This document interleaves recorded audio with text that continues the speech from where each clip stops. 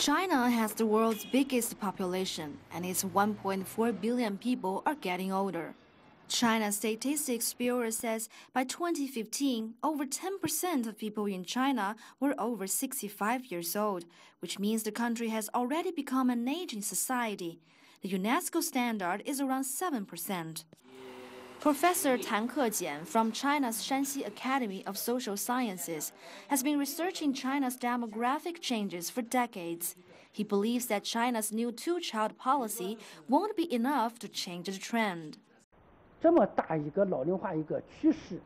The two-child policy plays little role in relieving the fast-aging population. Second-born children take up a very small proportion of the total population.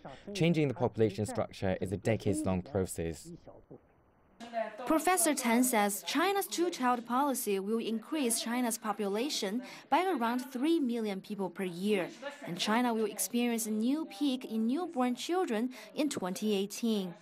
But China's total fertility rate has been dropping since the 1990s, capping at 1.5% in recent years, well below the norm of 2.1%.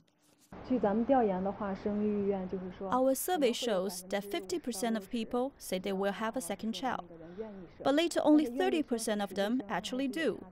Families unwilling to have a second child are often concerned about economic problems and about who can take care of their baby.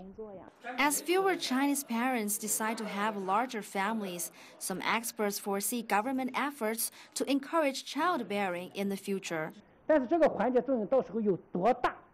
The two-child policy can hardly prevent the drop in fertility rate in China.